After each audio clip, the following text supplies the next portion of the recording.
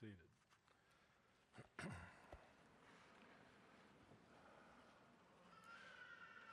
Well, you've by now looked at your service leaflet and expecting to see Stephen Lee stand here to preach this morning.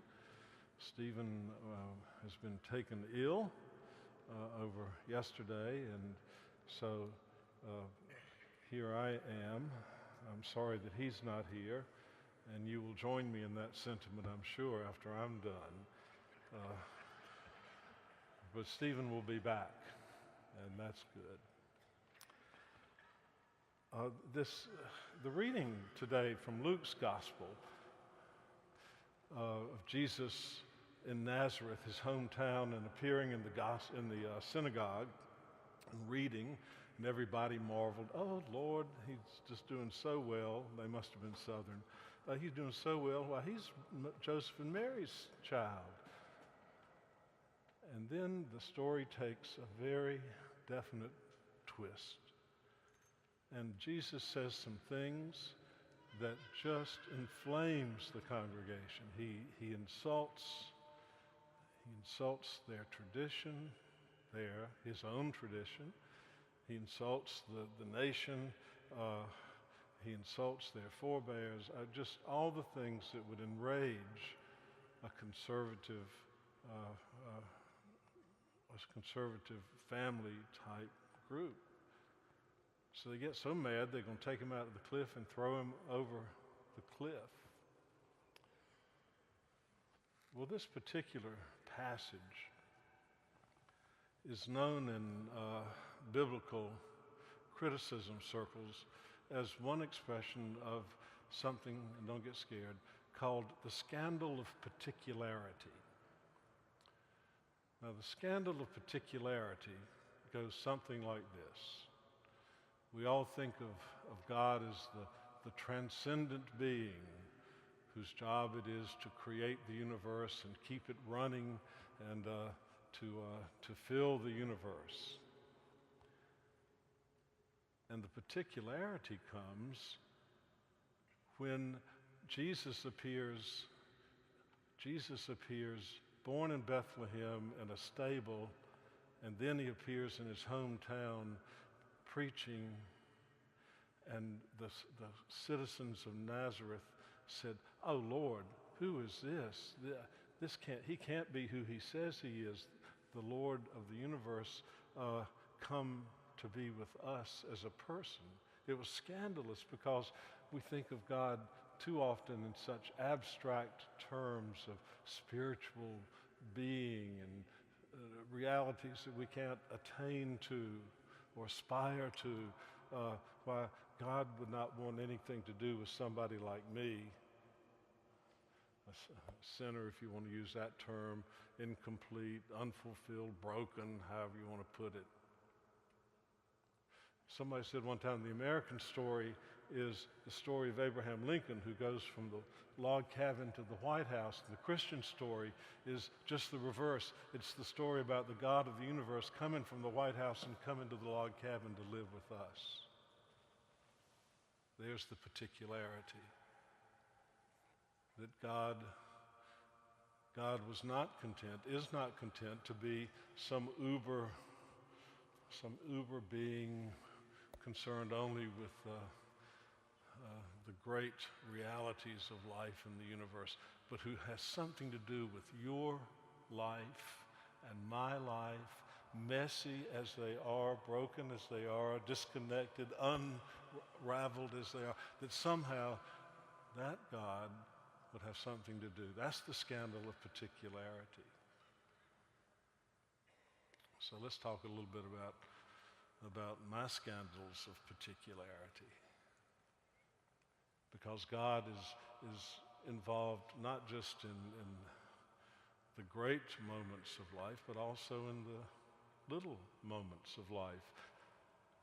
When I went to Philadelphia to be bishop there, it was strange territory for me, at least geographically. And I didn't know my way around. And Philadelphia, unlike New York, is not laid out on a particularly well-defined systems, so there are a lot of roads that wander off and around. It's not hard to get lost.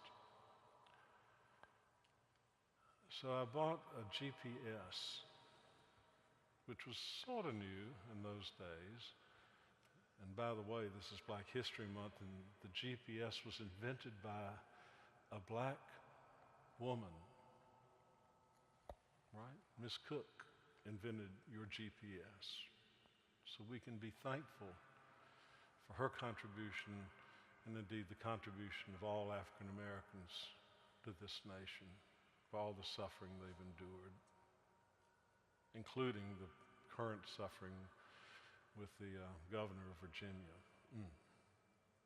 But anyway, here I am in Philadelphia with the GPS. And the GPS was wonderful. It would say, go down this road for a mile and then turn right and then go 50 feet and turn left. It's fine. Until I got distracted or forgetful or wasn't paying attention, and I'd go off in the wrong direction and end up somewhere thinking, this can't be right.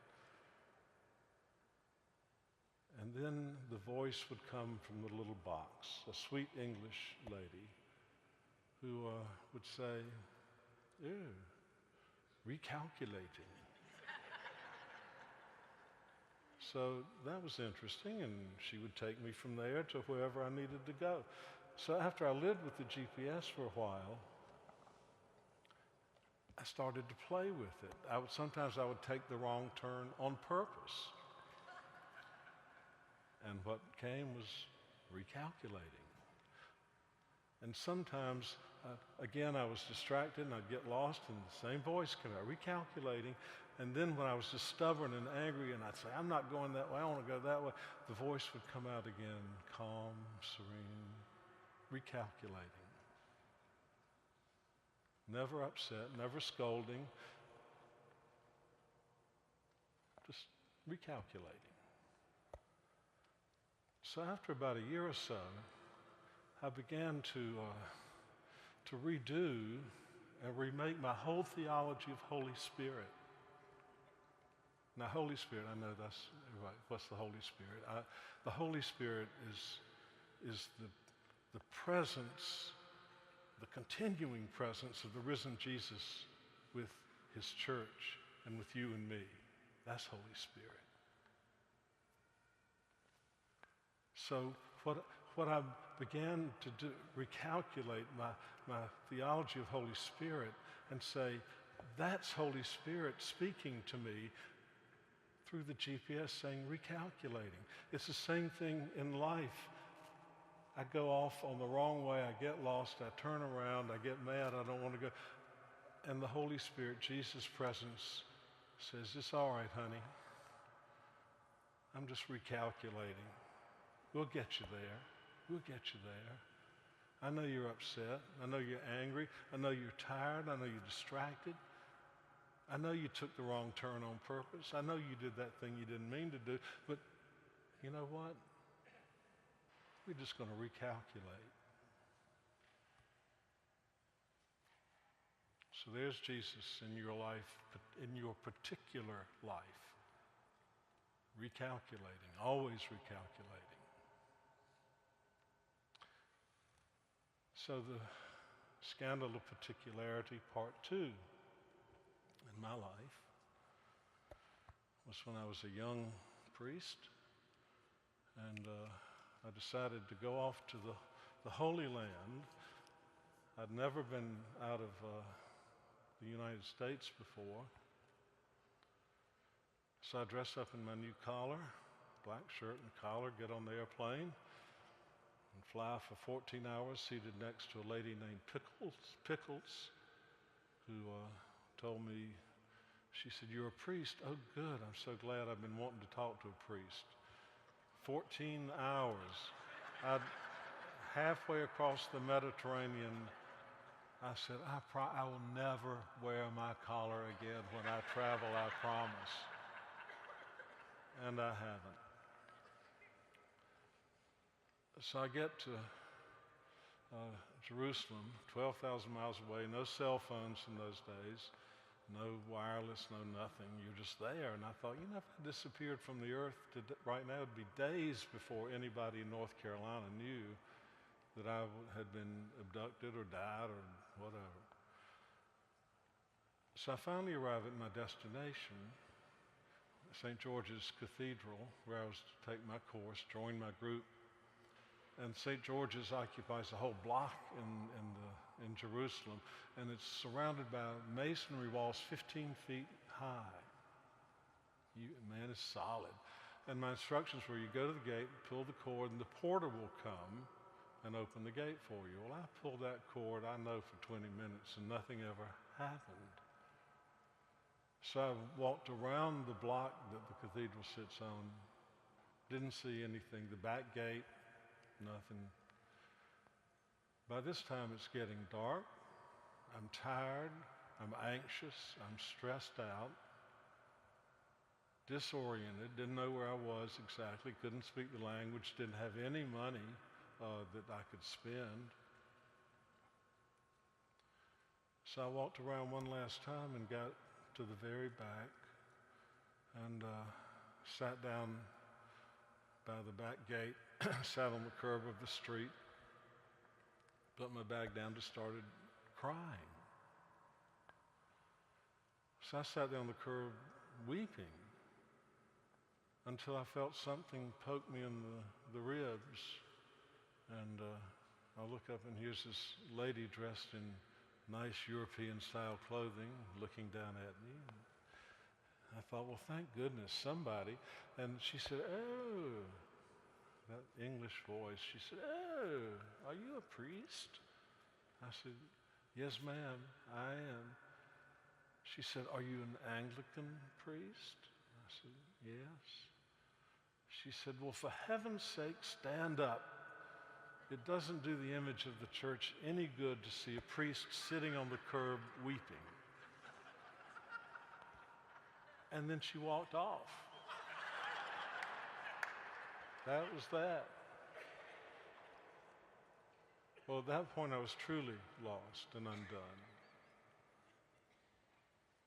So I'm sitting there, and suddenly I'm aware of a light to my right. I look up, and a doorway that I had not seen before was open in the wall, and light was coming out onto the sidewalk, and in the light was a person standing. I couldn't see who, it's just the silhouette of the person against the light. And then a voice came out of the silhouette that said, are you Dan? And I said, well, yeah, I am. He said, oh, thank God. And then he turns and looks in the door and says, hey, everybody, Dan's here.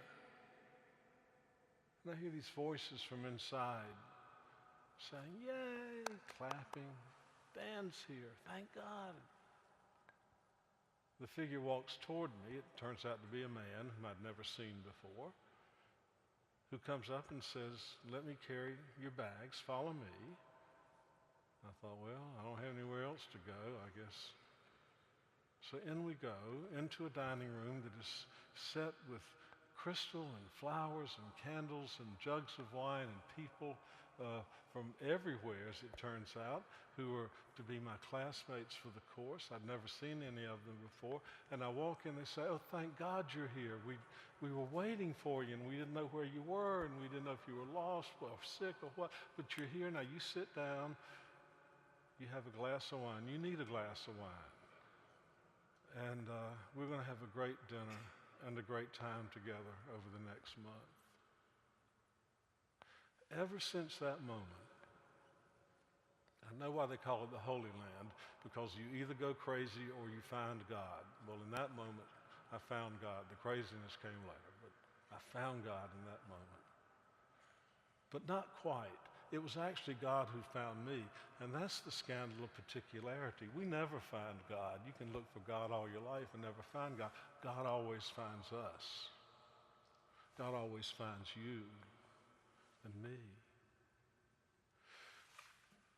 Well, it's also become my image of the last day, the last judgment, when Jesus appears, not in disguise and flesh, but when he appears to reclaim everything that's been created and that's gone wrong and is broken and amiss. When Jesus returns, the image for me is always that of a broken humanity sitting on the curb, weeping in its sorrow and sadness and brokenness. That's all of us, the whole human race. And a figure steps out, says, "Hey, there you are. I've been looking for you. I've been waiting for you. There you are. Come on, get up and follow me." And we get up and we go into the banquet hall where God has prepared a feast for all of us forever. So that's the overarching image of the Last Judgment. But there's also a smaller moment when you and I die, and we're all going to die, that in my death, in your death, it will be Jesus who finds us and says, "Oh, honey, I'm so sorry. I'm sad for you. I'm sad that you died. But here we are, and you're not dead anymore." So the scandal of particularity extends down to the moment and experience of our death. When we get there and we think all is lost, there's nothing else, it's all darkness, the end, off the end of the pier, down the hole, whatever, and there's God waiting for us, recalculating. You see, even death isn't the end. So, particularity extends down to the smallest parts of our life. You know, none of us are here today by right. None of us are here today because we're so good or so perfect. None of us have a right to be here. You see, I know about you, I know about me. God has low standards in people. And that's why you're here today. That's why I'm here today. That's why we're always here today, because God has low standards in people, but God has high standards for mercy. So as God is merciful to us in God's desire to love us, and the depth of God's love for us, that we're not alone even in the moment of our death, in all that particularity, God shows mercy in the coming of Jesus to the human race, and finding me on the curb in Jerusalem, to finding us, each of us, at the moment of our death. God is always there in God's mercy and depth of love and depth of caring for us, saying, recalculate, this isn't the end. It's never the end. Recalculating. So, the takeaway is, as I read once, every saint has a past. Yeah, I know, you know. And every sinner has a future. And we all have a future. And it's with God, the God who is with us always, and whose constant words of love to us are recalculating. And all will be well.